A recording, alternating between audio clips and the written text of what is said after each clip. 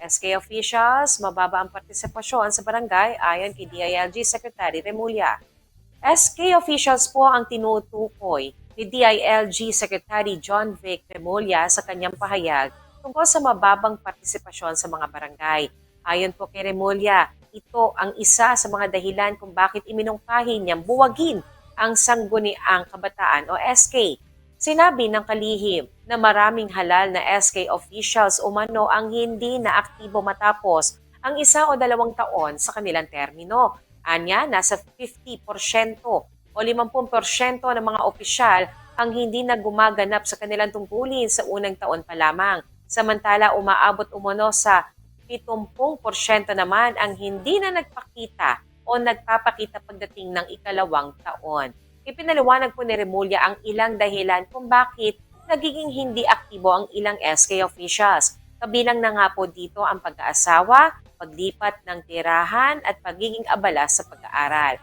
May ilan ding nagkakaroon ng iba pang personal na responsibilidad habang nasa termino. Dahil dito, sinabi ng kalihim na maaaring pag-isipan o ang pagbabago sa sistema ng SK. Isa sa kanyang mungkahi ang pagtatalaga ng youth leaders sa halip na dumaan sa eleksyon. Gayunman, nilinaw ni Remulla na mungkahi pa lamang ito sa ngayon. Kailangan pa rin ang pag-amyenda sa umiiral na batas bago ito maipatupad. Sa ilalim ng Sangguniang Kabataan Reform Act of 2015, binubuo ang SK ng 8 miyembro. Pinamumunuan ito ng isang chairperson na inihalal ng kabataan sa barangay. Layunin ng konseho na magsulong ng mga programang para sa kabataan. Samantala, may ilang residente na hindi pabor sa mungkahing pagbuwag sa SK. Ayon kay Susana Samonte ng Barangay Ofelia, Cabanatuan City, mahalaga pa rin ang papel ng SK sa komunidad. Anya, malaking tulong o malaki ang naitutulong ng SK sa mga kabataan sa kanilang barangay. Oh, ba't naman bubugin? Hindi naman ba dapat bugin ng SK, di ba? Hindi pwede. Kasi malaking bagay din ng kabataan. Hindi ako sang-ayon. Kasi hindi, malaking bagay na may SK dito sa barangay. Malaking tulong sila. Lalo na sa mga kabataan na naliligaw ng landas.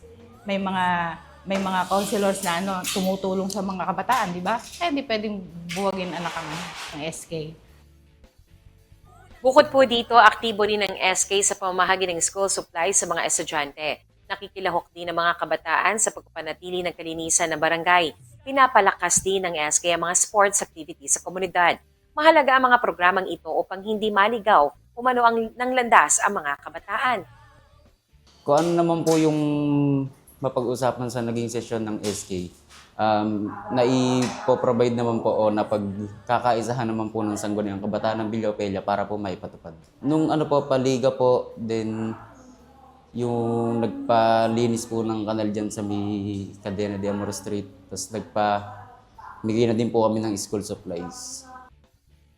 Samantala, patuloy naman po ang paghahanda ng pamahalaan para sa Barangay at Sangguniang Kabataan Elections 2026 sa Nobyembre. Ayon po sa Department of the Interior and Local Government, nakikipag-ugnayan ito sa Commission on Elections. Layunin ng koordinasyon na matiyak ang maayos, mapayapa at ligtas na halalan sa buong bansa.